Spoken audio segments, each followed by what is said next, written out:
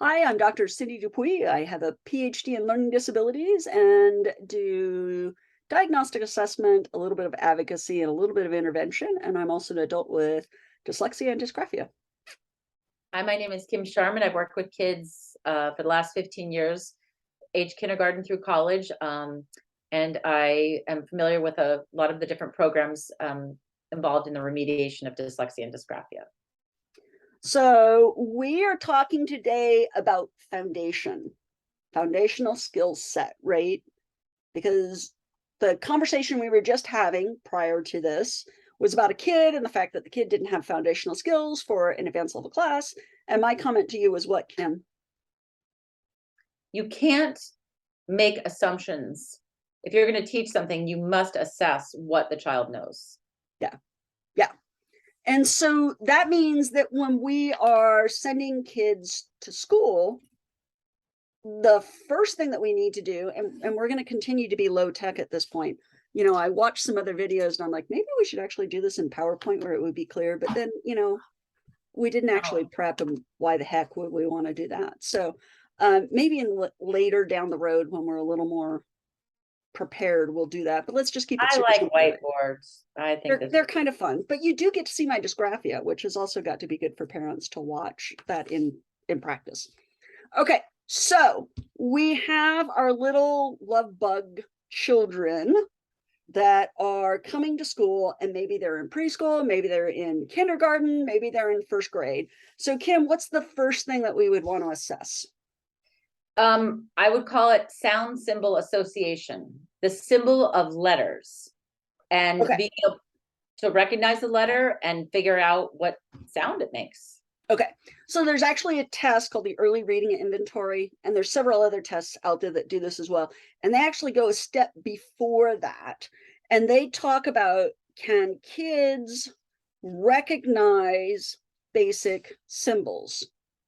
So if I draw that and said, hey, what would that typically mean? What would you say?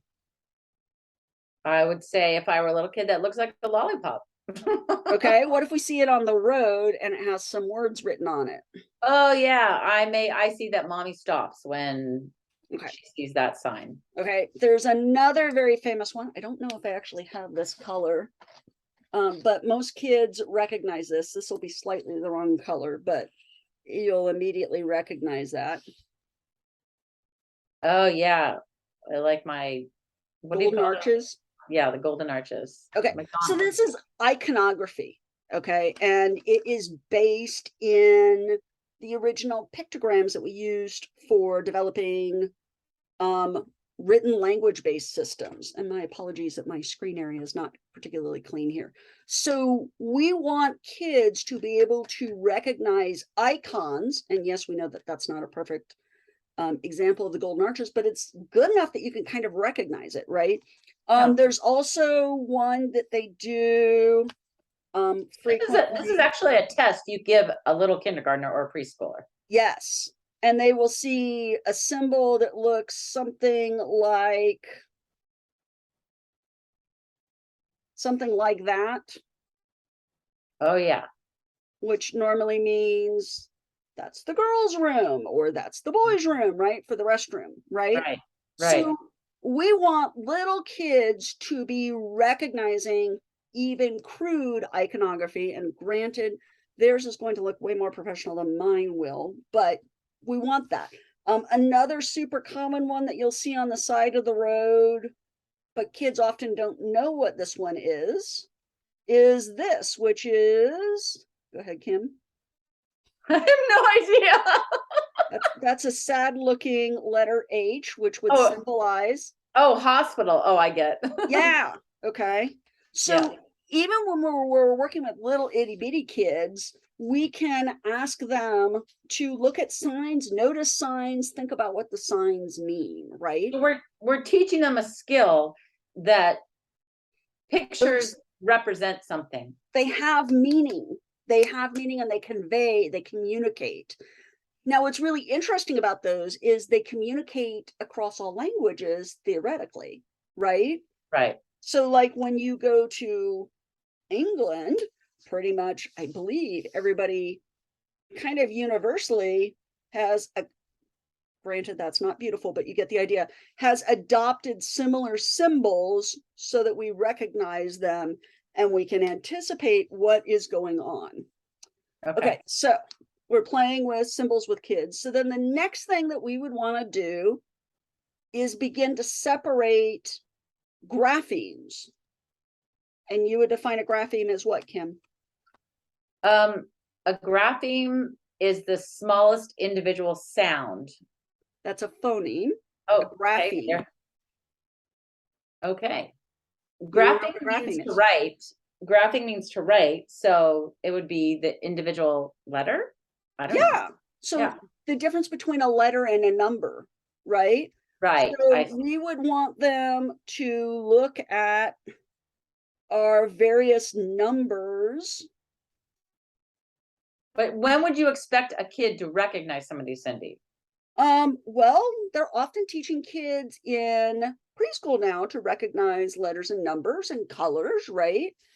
Not always. And they're often asked to identify their name. So they're printing, like you could have the word Abby printed on the desk so the child knows what their name looks like. Right. So when we're working with little itty bitty kids, we can focus on, recognizing both letters and numbers. And the trick in all of this is, and you can just play a sorting game too with kids. Like, it does not have to be complex at all, right? You could just take index cards, cut them apart, write the symbols on them, and have kids like do a sort and see who gets it right. Or if you get it wrong, that they can recognize it. So we could have two buckets. One says numbers and we put some numbers on it, and one says letters and we put some letters on it. And then we give the kid a stack of cards and ask them to sort 10 cards, see if they can get them right. Then you sort 10 cards and see if they can recognize your errors. But I will tell you that my daughter, those letters meant nothing. No, they meant nothing. So maybe she could have sorted them out as far as what they looked like, but I don't even know if she could have done that. I mean, there is literally no meaning to those letters. But that's actually a value if she can sort them, because sorting says, I recognize there's something different about these symbols than these symbols. By the way, numbers only have 10, and we left one out. Shame on me. Okay, and then the letters we now have 26. Right. Which for many years I thought was 25, but later. And they do get, and they could get confused between a 4 and a capital A, or a 9 and a P or a B or whatever. Right, absolutely. So we can just have them do sorts. We can ask them to do matches. So you could have a pair of cards, right? And on this side, it can have the number 9. And on this side, it could have the number 9. And we could have a whole bunch of those cards made up, right? And ask them to match the symbols together. So as a way to practice that skill set. So you're doing a visual matching thing. There's no meaning behind these symbols yet. Not yet. All I'm asking a kid to do is recognize the symbol itself and matching it so that I'm attending to the characteristics and I recognize what the characteristics are. So we're not teaching too much at once. We're teaching a very tiny thing. So we would typically just do numbers first, right? And then, so I actually should not have done that yet. Yeah. For letters, we should only focus on uppercase letters, right? So again, we can do this matching activity, right? Like, okay, now I give you a bunch of cards and you have to find the matching D's. And if that got boring, great. Make it the matching game where you have 20 cards and you've got to find the exact match. Like when you play it with like pictures, you know what I mean? You've got the cards turned over and you flip one over and go, oh, that matches. So I get to take that, right? And if they have problems with these numbers and letters with the matching game, would you go backwards and go back to pictures of dogs and match the dogs together, match the cats together, or what would you do? I would go back and say, great, let's talk about what makes this letter different from this letter. So I, at that point, might have them trace over letters. So I might make a B out of, they make like glitter cardstock that Yeah, has a you can really feel rough it. texture to it. And Mhm. so you could actually feel it. So we could trace them. We could copy them. Um, old, uh, old Orton Gillingham base said, let's do it in sand, let's do it in whipped cream, let's Right, do it in pudding, right? Like right. anything that made it tactile so I could see it, hear it, and feel it was good. We actually had a box with a little curtain on it that we put in letters that had the different shapes, and she would stick her hand in the box and feel it and try to figure out that capital letter from the shape that she was feeling. And I bet she was horrible at it. Yes. Yes. You know why? Why? That was too advanced for her. Ah, That was too hard. Like, if you're going to do that for a kid, they should be able to write a letter independently and know what that letter oh, means before you yeah, actually do that. yeah, it was too hard. Okay. Yep. So all we've done at this point is, hey, do I recognize what this image is? Mhm.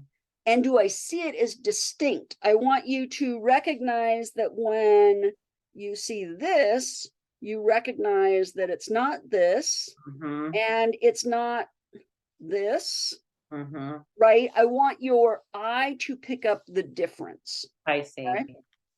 And so that can just be really fun at home, easy.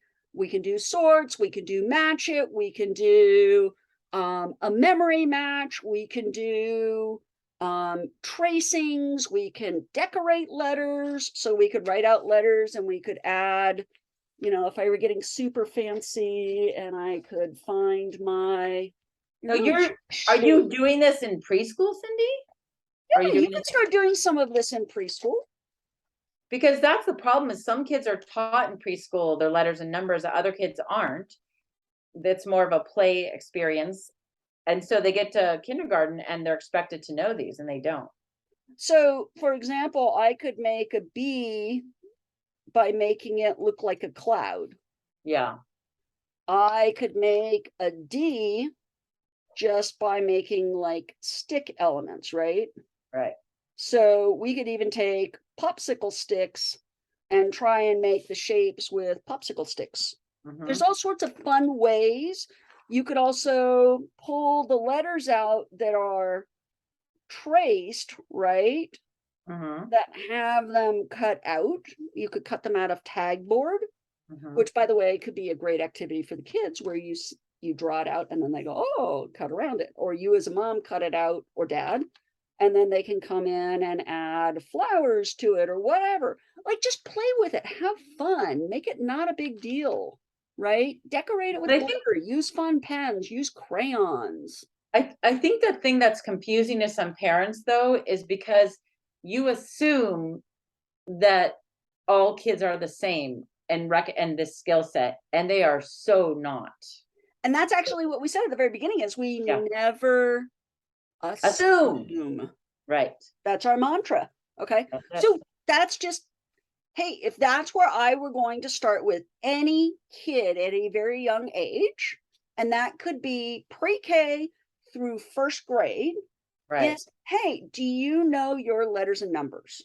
Okay. And first of all, before we jump into all of this, if I pulled these out and said, hey, do you know what that is? And they said, no. Do you know what that is? And they said, no. I'd say, great. We're going to go back to the very beginning and we're just going to practice matching. If they looked at these and they say, I know that's 4, I don't know what that is, that's C, because it starts my name, that tells me they have a little more skill set. And so I can graduate them up in complexity a little earlier, but I'm going to make sure we've got everything foundational Right. before we move on to the next thing. Yep. Does that make sense? Yeah. This Okay. is so important We had to do this a long time. Well, Yes. and you probably did not do it soon enough, No. and you probably did not do it long enough. Mhm. So she was already behind when Yes, she walked in and everybody else had it. that's right. And That's then what it was happened. like, well, now we've got to hurry up and catch up. So we better put the pedal to the metal, Yeah, right? But that means then she didn't have foundation. right. And so we've got to slow down. And the student is telling us what pace they can move at. And oftentimes when students get foundation and they get it super strong, then Mhm. things suddenly start to click and we pick up clip. Yeah, Does that make sense? yeah. I Okay. like your idea of first seeing if they recognize symbols, the symbol of the stop sign. This is all connected. Yeah. Okay. Yeah. Join us for our next little video. Yeah.